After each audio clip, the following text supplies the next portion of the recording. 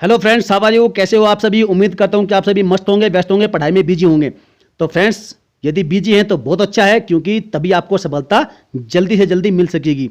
तो फ्रेंड्स, यदि कामयाब होना है तो पढ़ना पड़ेगा, और उसी कड़ी में हम आपके सामने प्राचीन भारत की अर्थात एंशिएंट हिस्ट्री के एक दमदार धुआं वीडियो लेकर आए हैं।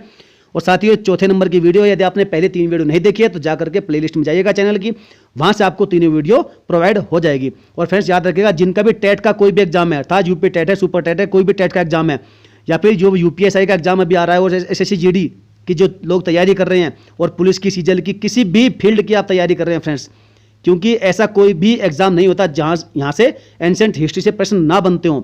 तो फ्रेंड्स, ध्यान दीजिएगा, एंशिएंट हिस्ट्री के जबरदस्त ब्रह्मास्त्र प्रश्न है, वीडियो को ध्यान से देखना। इंपॉर्टेंट क्वेश्चन है, मात्र 10 से 15 प्रश्न मिलेंगे, लेकिन पूरा डिटेल के साथ में, पूरा विधिवत मैं समझाने का पूरा आपको प्रयास करूंगा। तो चलिए फ्रेंड्स, वीडियो को शुरू करते हैं, धुआं करते हैं। पहला प्रश्न आपके सामने इस प्रकार है कि निम्न में से कौन सा सिंधु घाटी की सभ्यता पर प्रकाश डालता है? शिलालेख, पुरातत्व संबंधित खुदाई, बर्तनों की मोहरों पर लिखावट, या फिर धार्मिक ग्रंथ? आपसे पूछा गया कि कौन सा सिंधु घाटी की सभ्यता पर प्रकाश डालता है, तो वह डालता है भाई साहब ऑप्शन नंबर सी, बर्तनों पर मोहरों की, जो मोहरों पर लिखावट होती थी, वह प्रकाश डालता है सिंधु घाटी सभ्यता पर। शिलालेख और पुरातत्व खुदाई ये इनसे संबंधित नहीं है, धार्मिक ग्रंथ भी इससे संबंधित नहीं है। दोबारा सुनिएगा, जो सिंधु सभ्यता का जो उद्घाटन है और उसके बारे में जो विस्तृत जानकारी है, वह विभिन्न पुरातात्विक खुदाइयों के पश्चात ही हो सकी थी। जो खुदाई हुई थी पुरातात्विक, उनके पश्चात हो सकी थी, और वहीं से जो बर्तन या मोहर मिले थे, उन पर जो लिखावट थी, उसके माध्यम से ही सिंधु घाटी सभ्यता के बारे में पता चल सका था। और जो शिलालेख और धार्मिक ग्रंथ है, इनका संबंध सिंधु सभ्यता से बिल्कुल भी स्थापित नहीं किया जा सकता, बिल्कुल भी संबंध इनका नहीं है। और याद रखिएगा, सबसे पहले जो चार्ल्स मेसन थे, चार्ल्स मेसन ने सन 1856 में क्या किया था, इसके बारे में जानकारी दी थी। और बाद में फिर जॉन मॉर्सल के नेतृत्व में यहां पर 1921-22 व उसके बाद विस्तृत खुदाई कराई गई थी। याद रखिएगा, ये दोनों प्रश्नों में बहुत कंफ्यूजन होता है। यदि आपसे क्वेश्चन पूछा जाए कि सबसे पहले सिंधु घाटी सभ्यता के बारे में जानकारी किसने दी, तो भाई साहब चार्ल्स मेसन हो जाएगा, 1856 में जानकारी दी। और यदि याद रखिएगा, यदि पूछा जाए कि किसके नेतृत्व में खुदाई हुई थी सबसे पहले, तो भाई साहब जो जॉन मार्शल थे, उनके नेतृत्व, उनकी लीडरशिप में सबसे पहले 1921-22 में, उसके पश्चात यहां पर विस्तृत खुदाई कराई गई थी। जबरदस्त क्वेश्चन है, आप याद रखिएगा इन सभी फैक्ट के बारे में। एक प्रश्न से आपके 10-12 प्रश्न बन जाएंगे। नेक्स्ट क्वेश्चन है कि प्राचीन काल में आर्यों के जीविकोपार्जन का मुख्य साधन क्या था? अर्थात जो उनका जीविकापार्जन था, उनका जो जीवन चलाने के लिए जो मुख्य साधन क्या था? कृषि, शिकार, शिल्पकर्म, या फिर व्यापार? तो इसका राइट आंसर है ऑप्शन नंबर ए, कृषि। प्रारंभिक, आप जानते हैं जो प्रारंभिक आर्य थे, जिसके यायावारी जीवन व्यतीत करते थे, कौन सा यायावारी जीवन व्यतीत करते थे, और कृषि एवं पशुपालन इनकी जीविका के मुख्य साधन थे। क्या थे? कृषि और पशुपालन। यदि यहाँ पर पशुपालन होता, कृषि नहीं होता, तो पशुपालन राइट आंसर होता। यदि कृषि और पशुपालन दोनों होता तो भाई साहब ये भी बिल्कुल सही होता। लेकिन शिकार, शिल्पकर्म और व्यापार ये इनके जो है जीविकोपार्जन के मुख्य साधन नहीं थे। आपसे पूछा गया प्रमुख साधन कौन से थे, याद रखिएगा। और बाद में क्या हुआ कि कृषि ही इनके जीविका का प्रमुख आधार बन गई थी। चलिए, शुरू में क्या था, जो स्टार्टिंग में फर्स्ट में कृषि, पशुपालन इनकी जीविका के साधन थे, और बाद में क्या हुआ कि इनकी जीविका का प्रमुख आधार बने कृषि और पशुपालन दोनों ही। तो यहां पर इसका राइट आंसर हो जाएगा कृषि। चलिए आगे बढ़ते हैं क्वेश्चन नंबर 3 की ओर।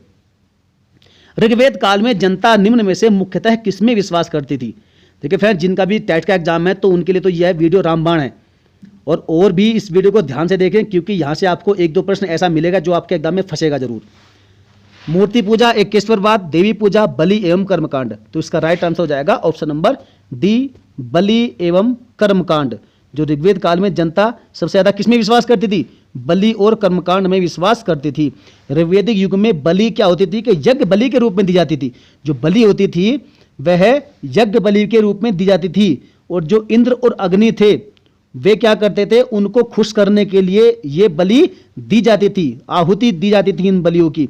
और साथ में क्या होता था कि स्तुति पाठ अर्थात जो मंत्रोच्चारण है वो भी किया जाता था, जिससे क्या होते थे कि देवता प्रसन्न होकर उन्हें भौतिक सुख और युद्ध में विजय प्रदान करने की क्या करते थे, आशीर्वाद देते थे। उनकी कृपा से ऐसा संभव हो पाता था। इसलिए जो है, जो ऋग्वेद काल में जो जनता थी वो बलि और कर्मकांड में ज्यादा विश्वास करती थी, न कि मूर्ति पूजा, एकेश्वरवाद और देवी पूजा इनमें नहीं, बल्कि इसमें विश्वास करती थी। तो right answer option number D, बलि एवं कर्मकांड। Next question, question number 4। जैन धर्म का आधारभूत बिंदु क्या है? कर्म, निष्ठा, अहिंसा, या फिर विराग? जबरदस्त, मोस्ट इंपोर्टेंट क्वेश्चन है। तो इसका राइट आंसर हो जाएगा ऑप्शन नंबर सी, अहिंसा। जैन धर्म का सबसे प्रमुख बिंदु क्या है, आधारभूत बिंदु, वह है आपका अहिंसा। तो देखिए फ्रेंड, थोड़ा सा ध्यान से सुनिएगा इस बारे में, ये क्वेश्चन को मैं थोड़ा सा डिटेल से समझाने की कोशिश करूंगा और आप थोड़ा सा ध्यान दीजिएगा बस इस पर। जो जैन धर्म का आधारभूत बिंदु है क्या है, अहिंसा है। वैसे देखा जाए तो जैन धर्म में 5 महाव्रतों का विधान भिक्षुओं के लिए किया गया था। कितना, 5 महाव्रत। वे 5 महाव्रत कौन कौन से थे, तो ध्यान से सुनना। पहला था सत्य और अमृषा, अर्थात सत्य और सत्य अमृषा। इसका मतलब क्या था कि इसमें सदा सत्य और मधुर बोलने की बात कही गई, सत्य एवं अमृषा। सत्य मतलब सच बोलना और अमृषा मीन्स मधुर बोलना। और दूसरा था अहिंसा, सभी प्रकार की जो भी मानसिक, वाचिक, कायिक या फिर मन वचन कर्म से जो हिंसा होती थी उससे बचने की बात कही गई थी। और यही जो है जैन धर्म का सबसे बड़ा अर्थात सर्वाधिक महत्वपूर्ण व्रत था। और तीसरा था अपरिग्रह। अपरिग्रह का मतलब है कि इसमें सब प्रकार के जो संपत्ति अर्जन की जाती थी, अर्थात जो संपत्तियों का अर्जन किया था उससे बचने की भिक्षुओं को सलाह दी गई थी। कहने का मतलब है, अपरिग्रह का मतलब क्या है कि आवश्यकता से अधिक वस्तुओं का अपने पास संचय न करना या फिर उनको इकट्ठा ना करना ही अपरिग्रह कहलाता है। और इससे बचने की सलाह दी गई थी भिक्षुओं को जैन धर्म में।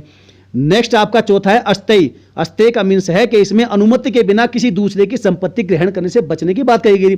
अर्थात यदि मान ले मुझे आपकी कोई संपत्ति चाहिए, कुछ आपकी वस्तु चाहिए, तो आपकी वस्तु को आपसे बिना पूछे मैं ग्रहण नहीं कर सकता, मैं छीन नहीं सकता। तो इससे बचने की बात कही गई, यही है अस्थेय। और आजकल होता क्या है, इसके उल्टा होता है। मैं आपसे बिना पूछे ही आपकी संपत्ति को जब्त करने का पूरा मेरा प्रयास रहेगा, पूरी कोशिश करता रहूंगा कि कैसे आपकी छीना झपटी से आपकी संपत्ति को अर्जित कर सकूं। तो इससे बचने की सलाह दी गई थी जैन धर्म में। ये चौथा महाव्रत था अस्थेय। अंतिम और 5वां महाव्रत था ब्रह्मचर्य। इसमें क्या होता था कि भिक्षुओं को पूर्ण ब्रह्मचर्य व्रत का पालन करने की बात की कही गई थी, अर्थात उनको यह सलाह दी गई थी ब्रह्मचर्य व्रत का पालन करने की। और याद रखिएगा फ्रेंड्स, जो 23वें तीर्थंकर थे, जैन धर्म में कुल 24 तीर्थंकर हुए हैं और जो 23वें तीर्थंकर थे उनका नाम था पार्श्वनाथ। उनके द्वारा जो पहले 4 महाव्रत हैं, 4 कौन से, सत्य, अमृषा, अहिंसा, अपरिग्रह और ब्रह्मचर्य, ये 4 महाव्रतों को किसने दिया था, पार्श्वनाथ ने दिया था। और जो अंतिम जो ब्रह्मचर्य महाव्रत था उसको जोड़ा था जैन धर्म के अंतिम तीर्थंकर थे जिनका नाम था महावीर स्वामी, उन्होंने जोड़ा था ब्रह्मचर्य को। ये याद रखिएगा फ्रेंड्स, मोस्ट इंपोर्टेंट क्वेश्चन है। अहिंसा किसका जोड़ा हुआ है, ये पार्श्वनाथ जी का है पहले 4। और ब्रह्मचर्य जो अंतिम है वह जोड़ा गया है अंतिम जो तीर्थंकर थे महावीर स्वामी जी, जिन्हें वास्तविक संस्थापक माना जाता है जैन धर्म का। वैसे जो पहले तीर्थंकर है वो थे इनके आदिनाथ, जिन्हें हम ऋषभनाथ भी कहते हैं। याद रखिएगा, ये सारे क्वेश्चन मोस्ट इंपोर्टेंट है, सारे फैक्ट जितने मैंने बताए हैं फ्रेंड्स दोबारा सुन लीजिएगा वीडियो को यदि आपको समझ में नहीं आया तो। चलिए आगे बढ़ते हैं क्वेश्चन नंबर 5 की ओर। सारनाथ में अपना पहला प्रवचन किसने दिया था, महावीर, शंकराचार्य, महात्मा बुद्ध या फिर श्री गुरु नानक देव जी ने। तो फ्रेंड्स इसका राइट आंसर क्या हो जाएगा, इसका सही उत्तर हो जाएगा आपका option number C, Mahatma Buddha ने। सारनाथ में जो अपना पहला प्रवचन दिया था वो महात्मा बुद्ध ने ही दिया था। और जो बौद्ध धर्म के संस्थापक थे कौन, महात्मा बुद्ध। इनका जन्म कहाँ हुआ था, लुम्बिनी में हुआ था। और इनका पालन पोषण किसने किया था, इनका पालन पोषण किया था इनकी मौसी ने, जिनका नाम था गौतमी। और इनके बचपन का नाम था सिद्धार्थ। और इन्होंने 29 ईयर्स अर्थात 29 वर्ष की अवस्था में ही घर छोड़ दिया था, गृह त्याग कर दिया था। और इस गृह त्याग करने को ही जैन धर्म में कहा जाता है, अर्थात करेक्शन बौद्ध धर्म में जो महात्मा बुद्ध है इनके जो गृह त्याग को कहा जाता है महाभिनिष्क्रमण। क्या, महाभिनिष्क्रमण कहा जाता है इनके गृह त्याग करने को।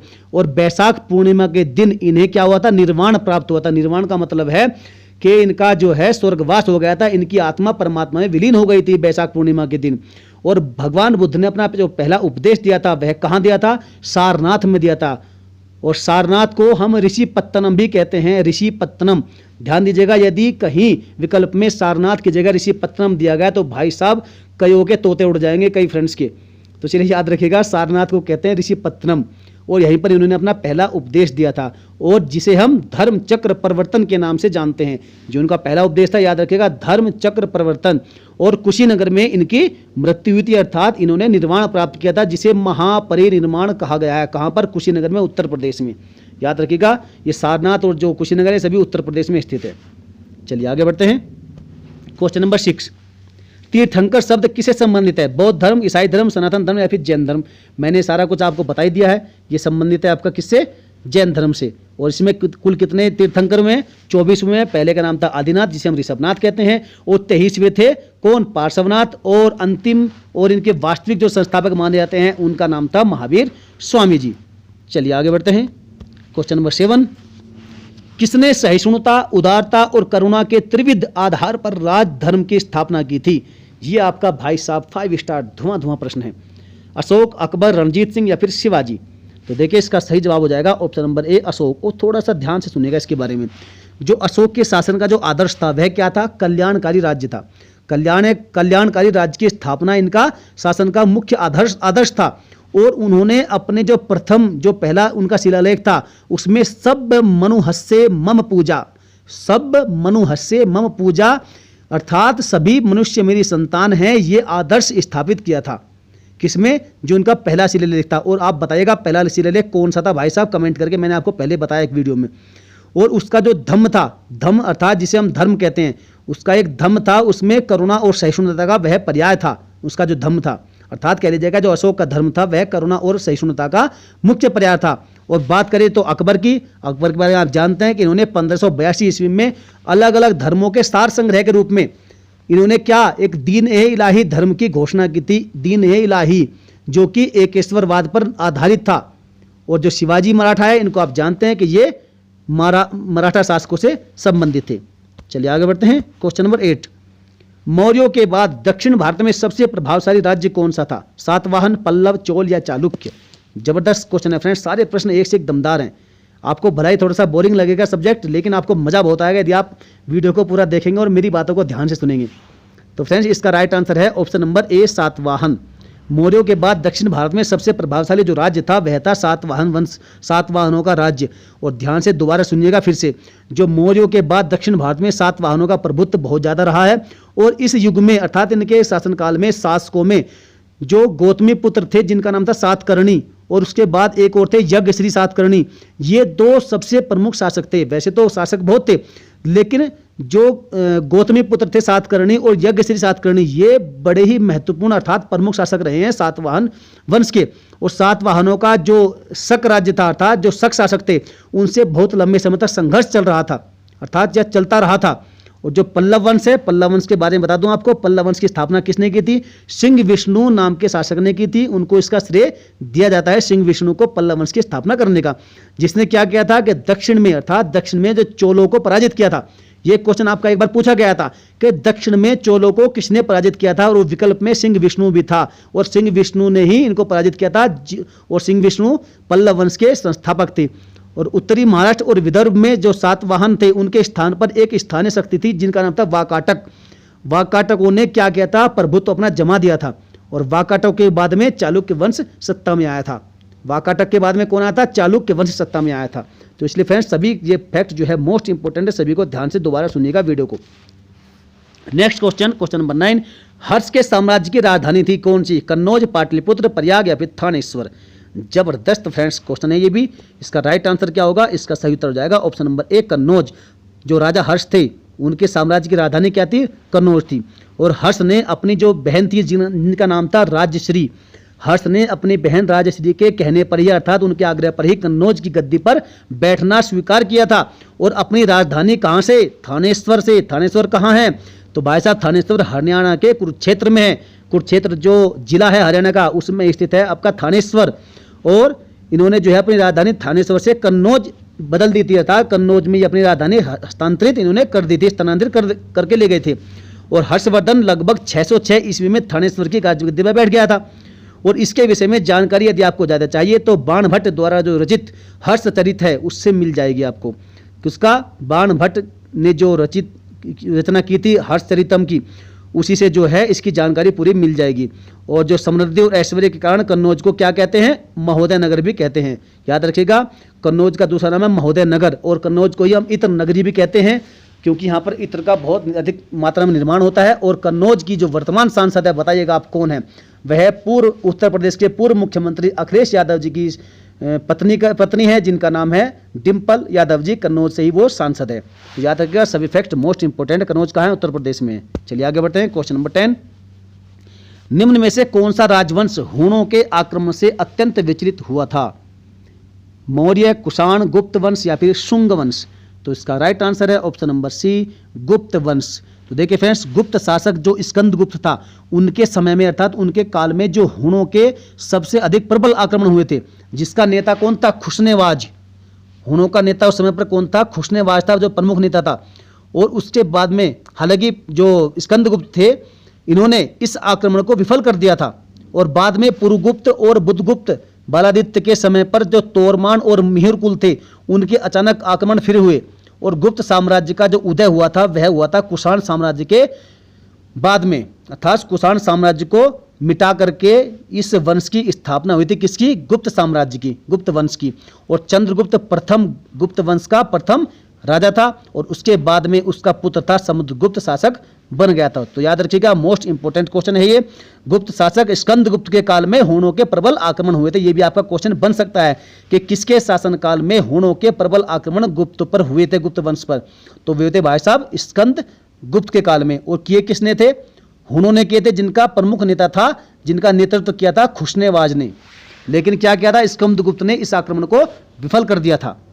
चलिए आगे बढ़ते हैं। क्वेश्चन नंबर 11, निम्न में से दक्षिण भारत का कौन सा राजवंश अपनी नौसैनिक शक्ति के लिए प्रसिद्ध था? चोल वंश, चेर वंश, पल्लव वंश या फिर राष्ट्रकूट वंश? जबरदस्त क्वेश्चन है। इसका राइट आंसर होगा फ्रेंड्स ऑप्शन नंबर ए, चोल वंश। तो देखिए, दक्षिण भारत में चोल वंश था, वे अपनी शक्तिशाली नौसेना के लिए जाने जाते थे, प्रसिद्ध थे। और जिसकी सहायता से चोलों ने क्या किया था? श्रीलंका, श्रीविजय और कडारम अर्थात दक्षिण पूर्व एशिया तक के राज्यों पर विजय प्राप्त कर ली थी। और संगम काल के समय जो चोल वंश का जो पुनरुत्थान हुआ था वो 9वीं शताब्दी में हुआ था, याद रखिएगा। इस समय इसका जो संस्थापक था विजयालय था। कौन? विजयालय। और विजयालय ने ही तंजौर को अपनी राजधानी बनाई थी। और कांची के जो पल्लव थे, इनके बारे में जान लीजिएगा। जो कांची के पल्लव थे, इनके विषय में पहली जानकारी हरिशेन की प्रयाग प्रशस्ति और ह्वेनसांग के विवरण से मिलती है। और राष्ट्रकूट बादामी के चालुक्यों के सामंत शासक थे। इस साम्राज्य का संस्थापक कौन था? दंती दुर्ग था। चलिए फ्रेंड्स, मैंने सभी के बारे में आपको डिटेल से समझा दिया है। तो चलिए फ्रेंड्स आगे बढ़ते हैं। अगला प्रश्न है प्रश्न नंबर 11, कोणार्क का सूर्य मंदिर किसने बनवाया था? नरसिंहदेव वर्मन द्वितीय, राजेंद्र प्रथम चोल, अशोक या फिर कृष्णदेव राय? तो इसका राइट आंसर है option number A, Narasimhadev Varman द्वितीय ने ही बनवाया था। कौन सा? कोणार्क का सूर्य मंदिर। और कोणार्क का सूर्य मंदिर किसने कब बनवाया था? 1230 से 64 के बीच में। अर्थात करेक्शन, जो नरसिंहदेव वर्मन द्वितीय थे, इनका जो शासन काल है ये कौन सा? 1230 से कब तक? 1230 से ये 64 ईस्वी तक रहे थे नरसिंहदेव वर्मन द्वितीय। और उन्होंने ही अपने शासनकाल में कोणार्क का जो सूर्य मंदिर था उसका निर्माण करवाया था। चलिए फ्रेंड्स आगे बढ़ते हैं। क्वेश्चन नंबर 12, खजुराहो के मंदिर किससे संबंधित है? बौद्ध धर्म, हिंदू धर्म और जैन धर्म या फिर जैन धर्म? तो इसका राइट आंसर है ऑप्शन नंबर सी, हिंदू धर्म और जैन धर्म दोनों से संबंधित है खजुराहो के मंदिर। और खजुराहो के मंदिर किसने बनवाए थे? चंदेल शासकों द्वारा ये निर्मित किए गए थे। और चंदेल शासकों के समय में ही यहाँ पर लगभग 30 मंदिर निर्माण किए गए थे। 30 मंदिर निर्मित किए गए थे, जो कि विष्णु, शिव और तथा जैन तीर्थंकरों की उपासना से के निमित्त अर्थात इनके लिए ये निर्मित कराए गए थे। और जो यहाँ के मंदिर थे उनमें कन्हैया महादेव मंदिर, विष्णु मंदिर और पार्श्वनाथ मंदिर सबसे प्रमुख हैं। चलिए आगे बढ़ते हैं। क्वेश्चन नंबर 13, देखिए फ्रेंड्स सभी जो क्वेश्चंस हैं वो मोस्ट इंपोर्टेंट क्वेश्चन है आपके, तो सभी प्रश्नों को ध्यान से देखिएगा और वीडियो को बिल्कुल ध्यान से एंड तक देखिएगा। तो मेरा आपसे अनुरोध है, आग्रह है कि वीडियो को यदि आप ध्यान से नहीं देखते तो उसमें नुकसान आपका ही है, मेरा नुकसान उसमें कुछ भी नहीं होने वाला। तो फ्रेंड्स मोस्ट इंपोर्टेंट क्वेश्चन है। चलिए आगे बढ़ते हैं। अगला प्रश्न है कि आयुर्वेद अर्थात जीवन का विज्ञान का उल्लेख सर्वप्रथम कहाँ मिलता है? आपसे पूछा गया है, बताइए इसका राइट आंसर क्या होगा? तो फ्रेंड्स इसका जो राइट आंसर है वह हो जाएगा ऑप्शन नंबर डी, अथर्ववेद में। आयुर्वेद अर्थात जीवन का जो विज्ञान है उसका उल्लेख सबसे पहले किसमें मिलता है? अथर्ववेद मिलता है। तो देखिए वैसे तो देखा जाए तो जो आयुर्वेद है वह किसका उपवेद है? ऋग्वेद का उपवेद है। परंतु अथर्ववेद में भी तमाम जो औषधियां हैं, जादू टोने हैं, टोटके हैं, तंत्र मंत्र इत्यादि इन सब का विवरण मिलता है किसमें? अथर्ववेद में। तो यहाँ पर यदि आपका क्या होता, यदि आपका ऋग्वेद होता विकल्प में तो वो सही हो जाता, लेकिन अभी फिलहाल यहाँ पर दिया गया है जीवन का विज्ञान। तो जीवन का विज्ञान अर्थात आयुर्वेद, इसका संबंध है अथर्ववेद से। और देखिए जो 4 वेद हैं इनके उपवेद के बारे में जान लीजिए। आप जानते हैं कि ऋग्वेद का जो उपवेद है वो कौन सा है? वो आयुर्वेद है। और जो यजुर्वेद है इसका उपवेद कौन सा है? धनुर्वेद है। और सामवेद का गंधर्व वेद है, जिसे हम संगीत का वेद भी कहते हैं, इसमें संगीत का वर्णन दिया गया है। और ये जो अथर्ववेद बचा चौथा, उसका जो उपवेद है वह कौन सा है? स्थापत्य वेद है। चलिए आगे बढ़ते हैं। क्वेश्चन नंबर 14, अर्थशास्त्र के संबंध में निम्न में से कौन सा कथन सही नहीं है? यह राजा के कर्तव्यों को निर्दिष्ट करता है, यह देश के उस समय के आर्थिक जीवन का वर्णन करता है, यह राजनीति के सिद्धांत स्थापित करता है, या फिर विकल्प डी है, यह वित्तीय सुधारों की आवश्यकता पर बल देता है। जबरदस्त क्वेश्चन है। तो इसका राइट आंसर क्या हो जाएगा फ्रेंड्स? इसका सही उत्तर हो जाएगा ऑप्शन नंबर बी, यह देश के उस समय के आर्थिक जीवन का वर्णन करता है। ये आपका सही नहीं है और बाकी तीनों आपके सही है, लेकिन विकल्प के अनुसार, क्वेश्चन के पूछने की प्रकृति के अनुसार आपका विकल्प बी राइट आंसर हो जाएगा। देखिए ध्यान दीजिएगा, जो अर्थशास्त्र है देखा जाए तो मूलतः ये क्या है? ये एक राजनीति शास्त्र की पुस्तक है और इसके जो प्रमुख प्रतिपाद्य विषय हैं वे क्या हैं? राजा, राज्य और राजनीतिक व्यवस्था, ये सभी इसके विषय हैं। और इसमें राज्य के आर्थिक स्रोतों के बारे में तो चर्चा है, परंतु यह तत्कालीन आर्थिक व्यवस्था का वर्णन नहीं करता है। बाकी सभी की इसमें चर्चा है, सभी का ये वर्णन करता है। चलिए, और फ्रेंड्स यहाँ पर एक चीज और ध्यान दीजिएगा। चलिए क्वेश्चन नंबर 15 यहां पर बताएंगे आपको, निम्न में से किसकी तुलना मैकियावली के प्रिंस से की जा सकती है? आपके विकल्प हैं कालिदास का मालविकाग्निमित्रम, कौटिल्य के अर्थशास्त्र, वात्स्यायन का कामसूत्र, या फिर तिरुवल्लुवर का तिरुकुरल। तो बताइए इसका राइट आंसर क्या हो सकता है? तो फ्रेंड्स इसका सही जवाब हो जाएगा ऑप्शन नंबर बी, कौटिल्य के अर्थशास्त्र से तुलना की जा सकती है। किसकी? मैकियावली के प्रिंस की। प्रिंस क्या है? एक ग्रंथ का नाम है, एक पुस्तक का नाम है। तो इससे तुलना की जा सकती है किसकी? कौटिल्य के अर्थशास्त्र की। तो ध्यान दीजिएगा, जो कौटिल्य के अर्थशास्त्र है इसकी तुलना किससे? मैकियावली के प्रिंस से की जा सकती है, क्या की जाती है। तथा कौटिल्य को भारत का क्या? मैकियावली भी कहा जाता है। देखिए, कौटिल्य को भारत का मैकियावली और मैकियावली को भारत का, यूरोप का, मैकियावली को क्या कहते हैं? इसे यूरोप का चाणक्य कहा जाता है। किसे? मैकियावली को। याद रखिएगा दोनों, कौटिल्य को क्या? भारत का मैकियावली, और जो मैकियावली है इसे यूरोप का चाणक्य कहा जाता है। और ये मैकियावली थे कौन भाई साहब? तो एक दार्शनिक कह लीजिए, नाटककार कह लीजिए, राजनयिक कह लीजिए, या फिर संगीतकार, ये सब थे। और जो ये मैकियावली थे ये इटली के रहने वाले थे। कहाँ के? इटली के। याद रखिएगा, ये भी आपका इंपॉर्टेंट है। आपको खाली मैकियावली पढ़ने से काम नहीं चलने वाला, आपको जानना होगा मैकियावली के बारे में भी। चलिए आगे बढ़ते हैं।